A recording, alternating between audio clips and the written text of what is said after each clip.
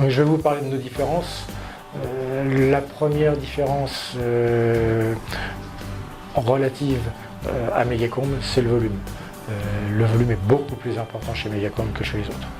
La différence qu'apporte Megacomble en termes de volume, c'est les possibilités qu'on peut faire, notamment sur des combles qui sont petits. On est capable, par exemple, de réaliser un escalier à un endroit relativement bas, mais où on arriverait malgré tout à 1,80 m ou plus au niveau de l'escalier. On est capable de réaliser une salle d'eau dans un coin où là aussi on peut se doucher debout, ce qui est important quand on veut pratiquer et vivre dans son comble. C'est ce genre de différence que Megacomble est capable de porter. La grande différence que Megacomble va apporter sur la conformité, c'est le respect des règles en matière de résistance des planchers.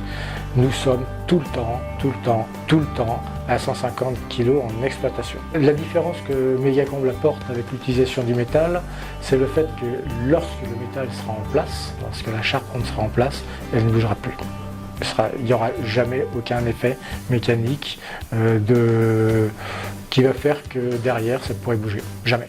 Alors, une particularité avec Megacomble, au niveau d'une différence intéressante, c'est qu'on est capable d'apporter des rangements sur les parties latérales, donc sur les parties basses.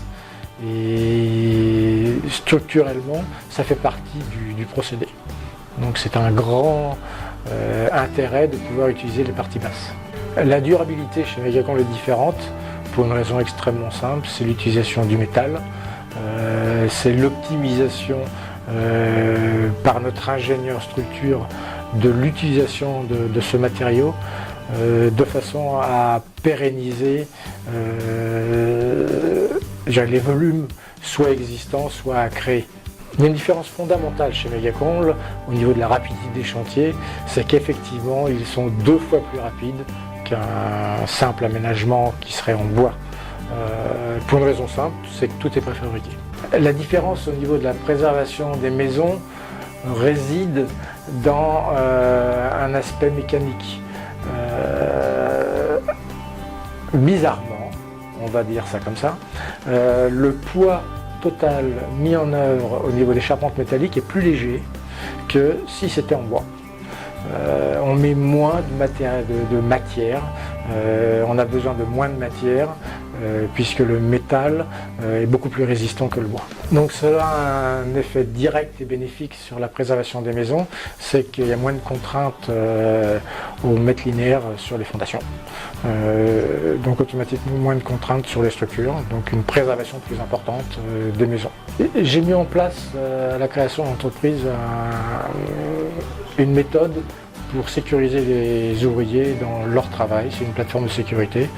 J'ai fait ce travail en collaboration avec la Fédération française du bâtiment et on a obtenu au bout de quelques mois de collaboration un résultat extrêmement probant au niveau de la sécurité des ouvriers. Aujourd'hui, nos ouvriers travaillent en toute confiance et en fait, ils se consacrent complètement dans leur pensée au travail qu'ils doivent faire et non pas à leur sécurité. La sécurité, elle est prévue en amont. Cette plateforme de sécurité n'existait pas. Il a fallu la créer toute pièce. Quand j'ai créé la société en 1996, les ouvriers montaient tout, et tous les chantiers que j'ai pu voir, ils montaient les outils, ils montaient les matériaux à la main ou sur l'épaule.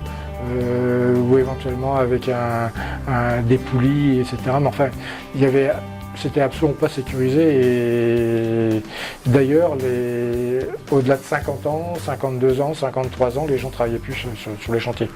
Aujourd'hui, j'ai des gens qui ont plus de 60 ans et qui travaillent en toute sécurité sur le chantier.